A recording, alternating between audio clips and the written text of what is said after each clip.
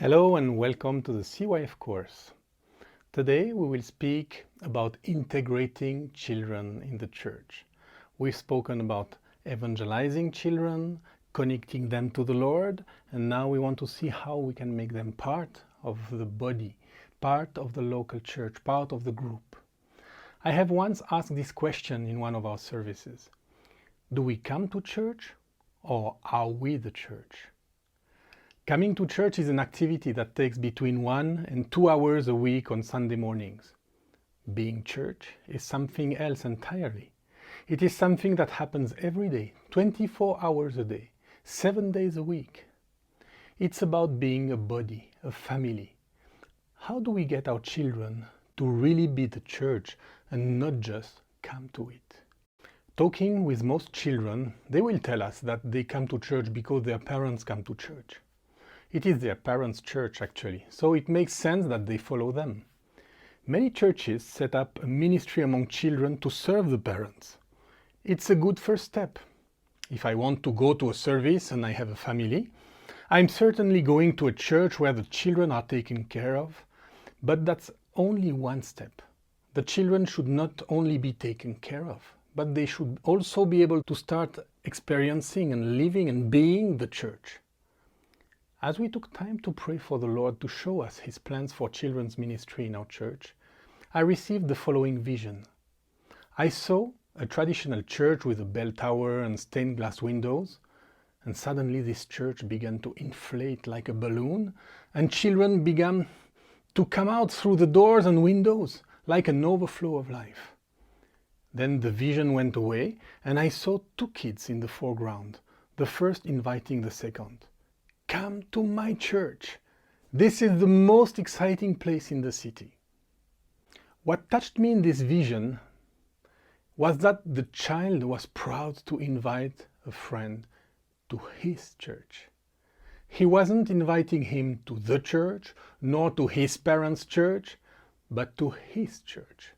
The child will be truly integrated when he is able to take ownership of the community of which he is part, and be able to say, this is my church, this is my group. You know, children and teens, like adults, will join a group primarily because of the relationships they will experience. So the quality of our relationships represent our best asset in terms of evangelism. People who saw the first Christians living said of them, see how much they love each other. This is where Jesus wanted to lead his followers.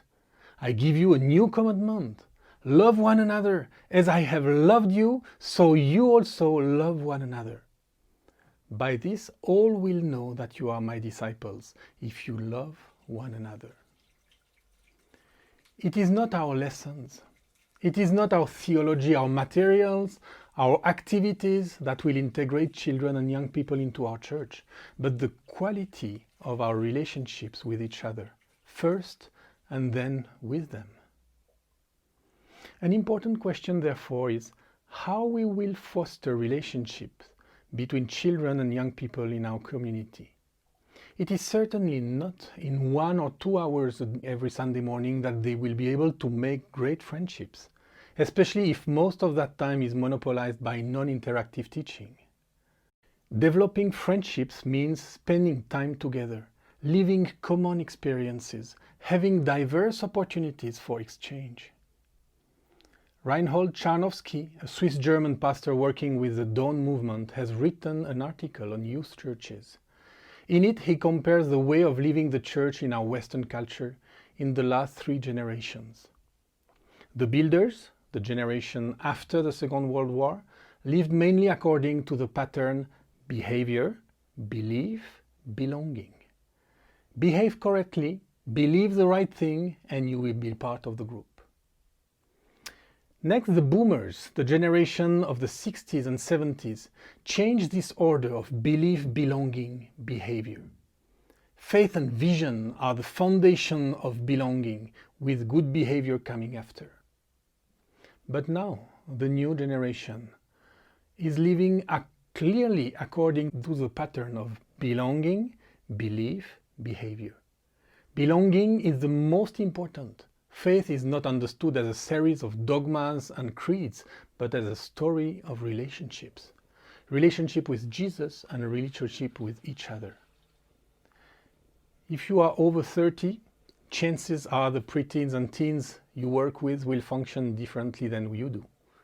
Of course, there can be dangers in putting relationship first, and it's all about balance, but we need to consider the relational needs of the coming generation and adapt our strategies accordingly.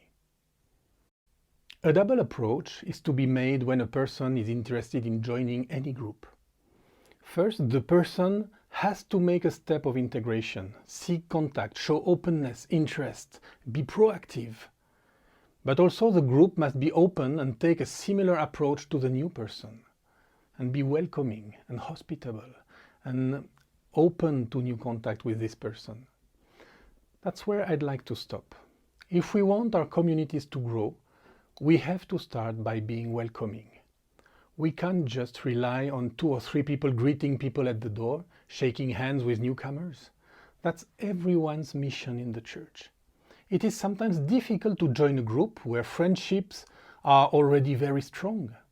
It can become so strong that it becomes exclusive.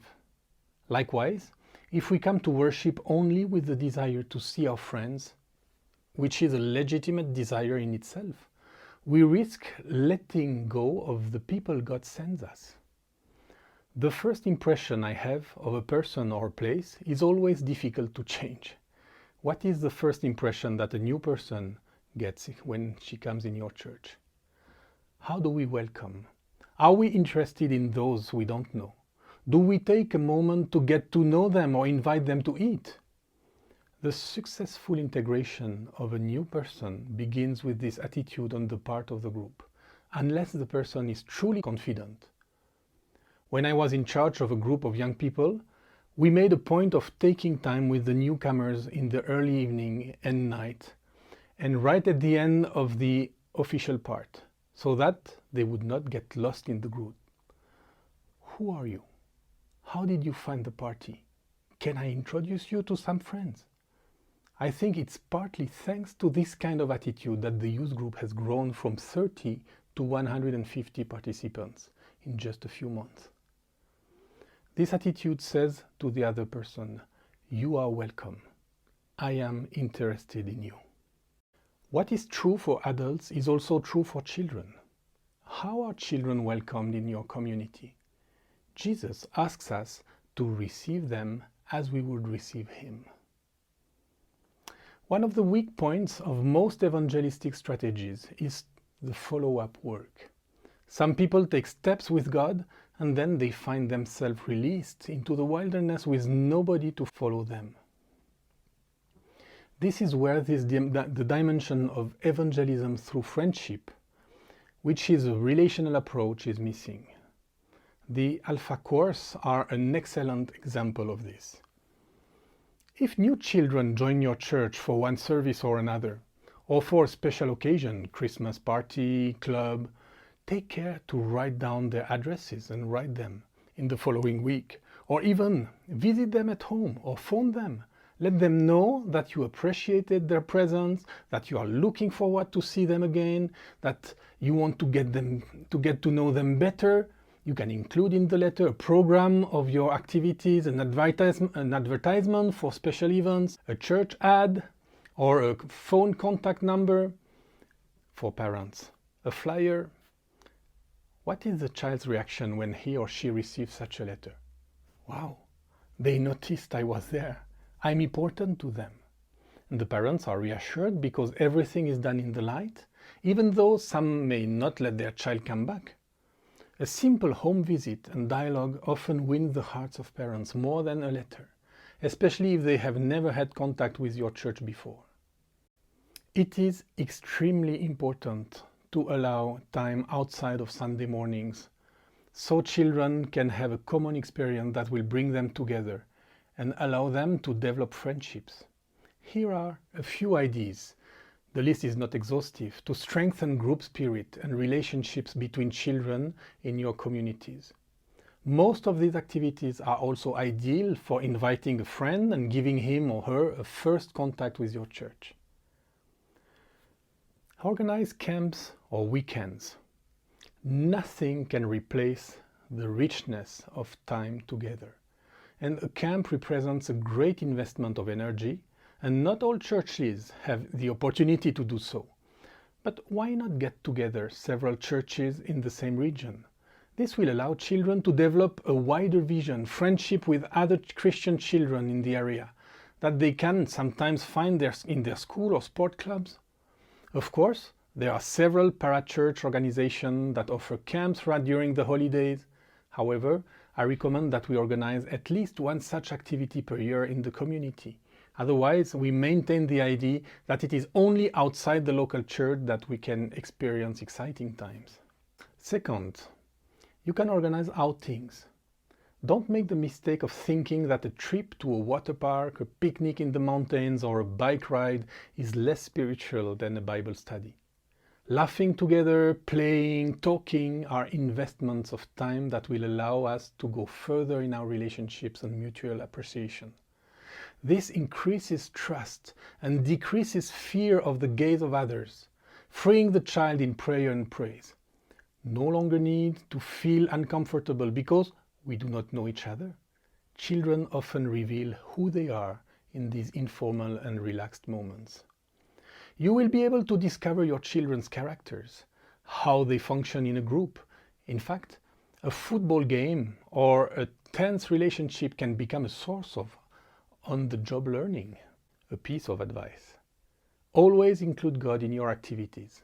Prayer for the journey, for protection, for gratitude. Our Lord is the God of all life, and He wants to be part of those moments too. 3. Special nights.